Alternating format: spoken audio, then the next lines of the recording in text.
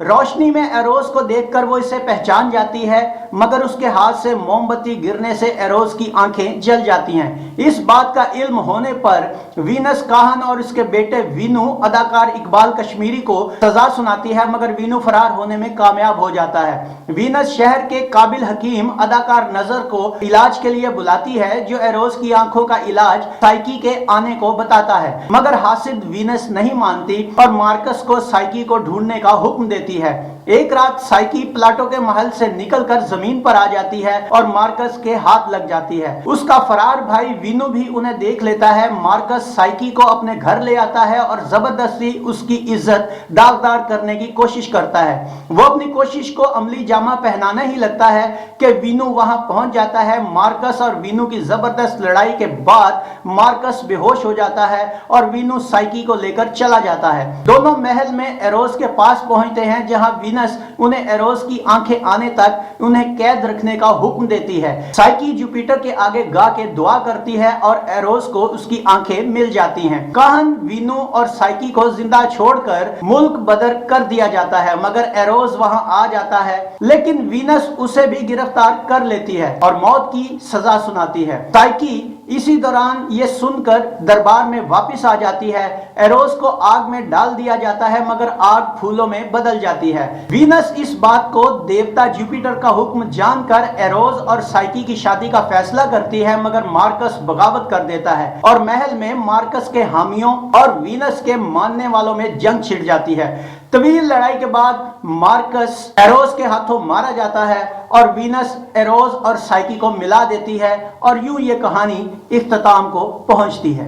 जी नाज़रीन, तो अब बात हो जाए इस फिल्म के बारे में। आप तो अपने प्यारे चैनल का नाम जानते ही हैं, तो ये कैसे हो सकता है कि एक गलत चीज कहीं देखी जाए और उसका पोस्टमार्टम ना हो। यूनानी देवमाला पर बनाई गई इस फिल्म में तारीखी हवाले से एक नहीं बेशुमार झोल और गलतियां पाई गई हैं। सबसे पहले वीनस के किरदार का जिक्र कर लें तो आपको बताता चलूं कि वीनस यूनान की नहीं रूम की देवी थी। ईरान में उसे नाहीद या अनाहिदा, बाबल में इश्तार और यूनान में एफ्रोदिटी कहते थे। लिहाजा फिल्म में इसका नाम एफ्रोदिटी होना चाहिए था, जो हुस्न, जवानी और नजाकत की देवी थी। दूसरा, इसमें यूनान का सबसे बड़ा खुदा जुपिटर बताया गया है, जिसका ताल्लुक भी रोम के खुदाओं से था, जबकि यूनानी इसे ज़्यूस के नाम से पुकारते थे। हिंदुस्तान में इसे राजा इंद्र से भी तशबीह दी जा सकती है, क्योंकि ये भी राजा इंद्र की तरह खूबसूरत औरतों और नाच गाने का शौकीन था।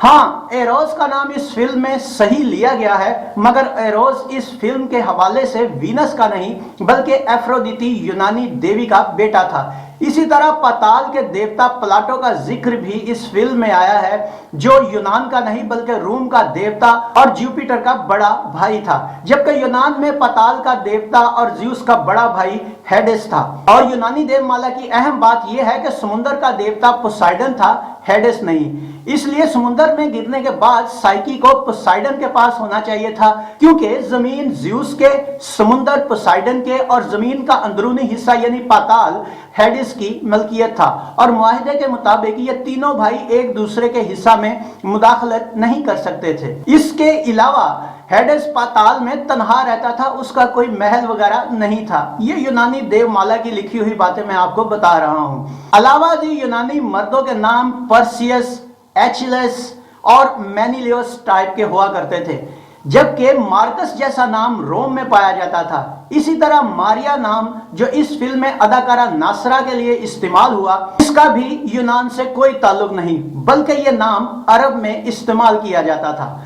फिल्म के आखिर में वीनस अपने लिए लफ्ज औरत इस्तेमाल करती है, जबकि देवी देवता चाहे वो किसी भी मजहब से ताल्लुक रखते हों, अपने आप को इंसानों से तशबीह नहीं देते थे। दुनिया के किसी भी मजहब के आप देवी देवताओं की तारीख उठा के देख ले, वो इंसानों के दरमियान नहीं रहते थे। यूनान के देवता डेल्फी रोम के ओलंपस पर रिहाइश इख्तियार करते थे। इस फिल्म में वीनस के हसद की वजह उसका बूढ़ा होना दिखाया गया है, जबकि रोमन और यूनानी देवमाला के मुताबिक देवी देवता बूढ़े नहीं होते, हाँ मरते जरूर थे। उनको लंबी उम्र और जवानी उनको देवता मानने वाले पैरोकारों की दुआओं से मिलती थी। और आखिर में एक बहुत अहम बात मैं आपसे अर्ज करता चलूं कि इस फिल्म में एरोस को मोहब्बत करते दिखाया गया है। और मजे की बात बताऊं कि एरोस, जिसे रोम में क्यूपिड कहा जाता था, वो असल में एक देवी नेमितर की बद्दुआ से मुखन्नस बना था, यानी कि वो अंदर से आधा मर्द और आधा औरत था। और एक और मिथ के मुताबिक एरोस सबसे पहले दुनिया में आया, इसीलिए उसके अंदर दोनों खुसूसियात थी। और ना यूनानी ना रोमन किसी भी जगह एरोस या क्यूपिड की बीवी और उसके बच्चों का ना कहीं नाम मिलता है, ना ही उनका जिक्र पाया जाता है। समझ नहीं आता कि अजीज मीरठी जैसे लायक शायर ने इन तमाम बातों को नजरअंदाज क्यों किया। ये सब बातें भी जो मैं आपको अभी बता रहा हूं मैंने पढ़ी हैं, क्योंकि हिस्ट्री मेरा शौक है और मज़ाहिब आलमो अक़वाम, तारीख़ यूनानो रूम, ईरान, बाबल नैनवा की तारीख और तारीख़ हिंदुस्तान, स्पेशली इनके खुदाओं के बारे में मैंने बहुत डीपली स्टडी किया है।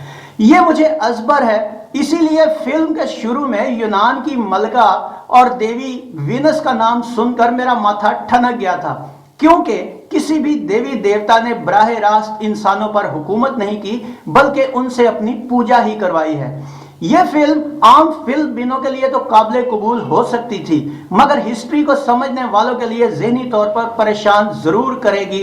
मैं मज़ाहिब आलम की हिस्ट्री भी बनाना चाहता था, लेकिन शुरू में किसी ने तवज्जो नहीं की। मैं चाहता हूं कि इस बारे में भी कुछ बनाऊं, लोगों को बताऊं। एक वोटिंग, आपकी क्या राय है? यह फिल्म 27 अप्रैल 1962 बरोज जुमा को पाकिस्तान भर में नुमाइश के लिए पेश की गई और अपनी मुनफरिद कहानी की वजह से इसको कराची सर्किट में औसत दर्जा पर रखा गया, क्योंकि वहां इसने 14 हफ्ते लगातार बिजनेस किया। लेकिन लाहौर में 4 या 5 हफ्ता के बाद ये फिल्म इससे ज्यादा ना चल सकी। और इन सब बातों की वजह वही हो सकती है जो मैंने फिल्म के बाद अपने कंक्लूजन में आपको बताई। इसी वजह से सालाना कैटेगरी में ये कहीं भी जगह नहीं बना सकी। और बनाती भी कैसे है इस फिल्म में वो जो मौजूद थे, या अल्लाह खैर। जरा कमेंट्स में लिखिएगा कि या अल्लाह खैर मैं किसको कहता हूं। तो नाजरीन, ये था फिल्म हुस्नो इश्क का एक मुकम्मल रिव्यू। उम्मीद है आपको हमारा ये वीडियो पसंद आया होगा। अगर हमारा ये वीडियो पसंद आया हो तो इसे लाइक कीजिए, हमारे चैनल को सब्सक्राइब कीजिए और बेल आइकॉन को दबाना मत भूलिएगा, ताकि हमारा आने वाला हर नया वीडियो आप तक पहले पहुंचे। कमेंट्स बॉक्स में अपनी राय का इजहार जरूर कीजिए, जो हमारे चैनल और हमारे नाजरीन के लिए मजीद मालूमात का सबब बने। इस वीडियो को शेयर कीजिए ताकि हमारी ये मालूमात आपके जरिए दूसरों तक भी पहुंचे। गुलफाम को इजाजत दीजिए। अगले वीडियो में एक नई फिल्म के रिव्यू के साथ आपके सामने दोबारा हाजिर होंगे। अपना बहुत सा ख्याल रखिएगा और नीचे चलती हुई नीली पट्टी को फरामोश मत कीजिए, ये भी आपका अपना ही चैनल है। अल्लाह आपका हामी और नासिर हो। अल्लाह हाफिज।